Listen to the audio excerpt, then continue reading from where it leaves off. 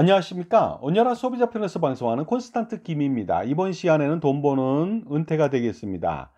기초연금을 받으려고요. 재산을 없애버리는 겁니다. 그런데 없앨 수는 없으니까 가지고 있는 재산을요. 자녀들한테 모조리 증여한다면 빈털터리가 되지 않습니까? 이랬을 때 과연 기초연금을 받을 수가 있는지 여기에 대해서 알아보도록 하겠습니다. 혹자는 또 이런 말을 합니다. 기초연금 받으려고 주택연금을 가입하게 된다면은요. 주택연금을 받을 수 있다. 이런 말을 하거든요. 제가 볼 때요. 이 말은요. 완전히 잘못된 말은 아닙니다. 그러나 가능한 얘기지만요. 이렇게 하면 절대로 안 되겠습니다. 왜 그럴까요? 재산평가 시 주택연금 원리금은요. 채무이기 때문에 어떻습니까? 그 인정소득의 평가 시에 제외시킵니다. 그러면요. 채권보다 채무가 더 많으니까 전체적으로 소득액이 줄겠죠. 그렇다면은요. 상위 20% 있다가 갑자기 하위 70%로 갈 수도 있으니까 기초연금액을 받을 수 있다는 그러한 논리가 되겠습니다. 하지만요. 이 말은요. 황당하기 그지없습니다. 왜냐하면 신용카드로 현금 서비스를 받아서 저축하는 사람은 없지 않습니까? 마치 그것과 동일합니다. 왜냐면요. 신용카드로 현금 서비스 받으면 19% 이상의 이자를 내면서 현금 서비스 받아서 3%에 투자하는 그러한 미련한 사람이 과연 있을까요? 그렇기 때문에 어떻습니까? 카드로 현금 서비스 받아서 투자하거나 저축하는 사람은 없을 것으로 판단하는데요.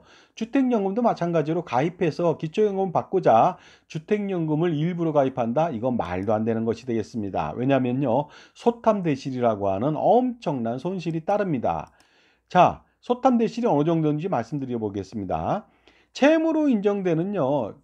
주택연금을 가입하게 된다면 채무로 인정되는 보유재산이 줄어서 기초연금을 받을 수는 있습니다. 그리고 주택연금은 연금이 아니죠. 대출이기 때문에 주택연금액 자체도 소득 인정액에는 포함되지 않거든요. 하지만요. 기초연금액을 받을 수 있는 조건이 될 수 있다. 채무 때문에. 이럴 수는 있지만은 과연 나중에 주택연금 이자는 또 어떻게 할 겁니까? 이자는 핵폭탄으로 다가옵니다. 고금리 월복리 이자 폭탄을 받게 되거든요. 만약에 65세 때부터 100세까지 연금을 수령하게 된다면요. 보통 사람들이요.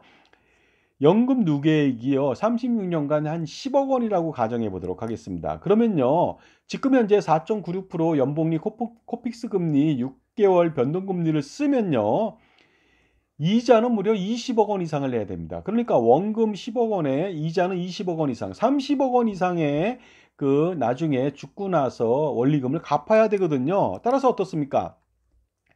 주택연금을 받아서 기초연금을 얼마 안 되는 돈을 받으려고 하는 그런 속셈은요.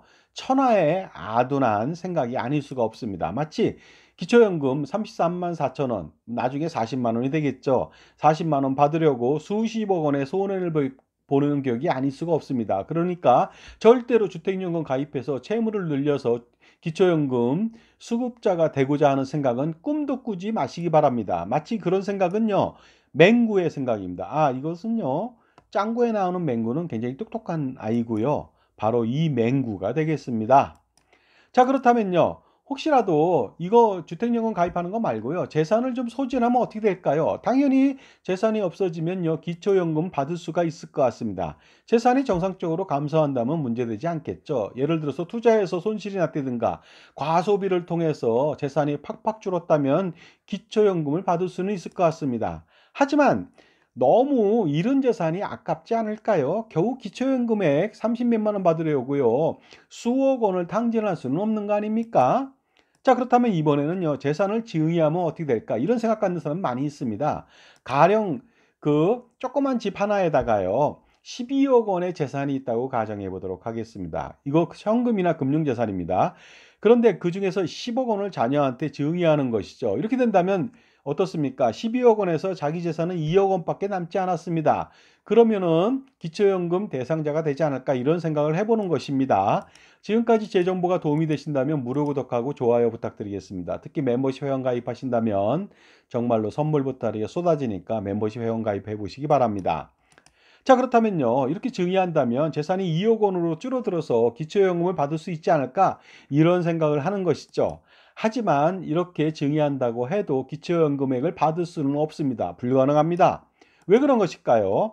바로 2011년도 7월 1일 이후 재산을 증여했거나 처분한 경우에는요, 해당 재산가액, 이때는요, 시가 표준액이 되겠습니다. 부동산 같은 경우에는 해당 자산에서 일부를 차감한 금액이 기타 증여 재산으로 인정되기 때문에, 산정되기 때문에 소득 인정액에 포함됩니다. 비록 증여를 했더라도요, 일부만 차감하고. 그러다 보니까요, 소득 인정액이 초과되기 때문에 기초연금액 대상자에서 제외될 수 있다는 것이 되겠습니다. 이때요, 차감되는 금액은요, 부채 상환금 또는 본인 또는 배우자한테 들어간 의료비라든가 아니면 교육비, 장례비, 혼례비, 위자료 및 양육비 지급금 등이 되겠습니다. 그 다음에 생활비 같은 경우에는 어떻습니까? 생활비는 일정 금액만 차감하게 되어 있습니다. 그러다 보니까 이런 금액들을 증여재산에서 빼고 난 금액이 어떻습니까? 소득 인정액으로 남기 때문에 그 기초연금 수급 대상자에서 해당되지 않고 제외될 수밖에 없는 상황이 벌어질 수도 있다는 것이 되겠습니다. 결국 이렇습니다. 10억 원을 증여하더라도 만약에 당해년도에 의료비 등으로 4천만 원을 썼다면요. 4천만 원 뺀 9억 6천만 원은 아직까지 가지고 있다고 판단하는 것이죠. 그렇다면요. 이 사람은 당연히 기초연금액 절대로 받을 수가 없습니다. 그리고요, 생활비로 그냥 자연 감소분을 또 차감할 수는 있거든요. 단독가구는 235만 7,329원을 차감해 줍니다. 그냥 생활비로 인정하는 것이죠. 그 다음에 부부가구는 286만 4,957원을 2024년도 기준으로 차감해 줍니다. 이런 것들을 차감해 주는데 금액이 얼마 안 됩니다. 그리고요, 카드 사용분에 대해서 3개월 이상 연체됐을 때 50만 원 이상의 카드 채무를 상환한다면 그것도 채무 상환액으로 인정을 해주지만 나머지 인위적으로 만든 어떻습니까? 채무에 대해서는 인정하지 않는 경우도 있으니까 조심하실 필요가 있습니다.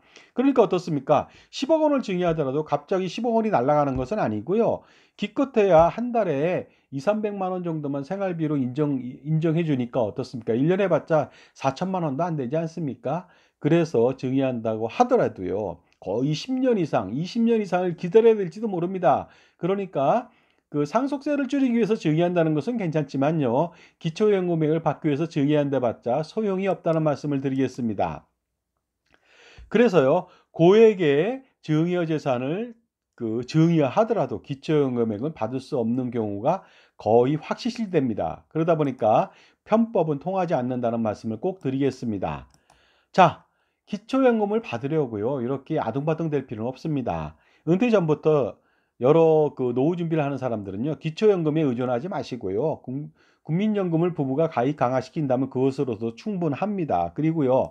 불필요하고 비효율적인 모든 금융상품이나 보험상품, 연금, 종신보험, 각종 보장보험, 예금, 적금, 펀드, 세액공제 상품 이런 것들 모조리 해지해서요. 가처분 소득을 극대화시켜서 은퇴자산 축적을 위해서 효율적인 투자 관리를 하게 된다면요. 나중에 국민연금 받고요. 충분합니다. 부부의 적정 노후 생활비로. 근로자라면 퇴직연금도 받고요. 자영업자는 노란우선도 받고요. 그 다음에 이렇게 가처분 소득으로 투자 자산을 통해서 은퇴 자산을 확보할 수 있고요. 그리고 나중에 한 명밖에 낳지 않다 보니까 결혼한 사람들은요. 양가 부친 부모님이 돌아가시게 된다면 나중에 상속주택을 최대 2채까지도 받을 수 있는 거 아니겠습니까? 그러다 보니까 기초연금이 너무 연연해서 이런 식으로 편법을 쓸 필요는 전혀 없습니다. 그 다음에요. 중요한 것은요. 연금보험을 가입해서 연금액을 받게 된다면 기초연금액하고 관계가 없습니다. 비과세 상품이기 때문에요. 소득인정액에 포함되지 않지만 절대로 연금보험을 가입해서는 안 되겠습니다. 왜냐하면요. 연금보험을 가입하면 저조한 수익률하고요. 미미한 현재 가치에 형편없는 연금액 때문에 우리의 노후가 사라지게 되기 때문에 그렇습니다. 절대로 그러니까 가입하면 안 되고 가입했다면 반드시 해지할 필요가 있겠죠. 자, 지금까지요. 기초연금을 받기 위해서 거액의 금융자산이나 현금을 자녀한테 증여하면 어떤 일이 벌어질까? 아니면 부동산을 증여하면 어떤 일이 벌어질까? 여기에 대해서 알아봤는데 결코 증여한다고 해서 소득 인정액이 사라지는 것은 아니니까 잘 판단해 보실 필요가 있습니다. 감사합니다.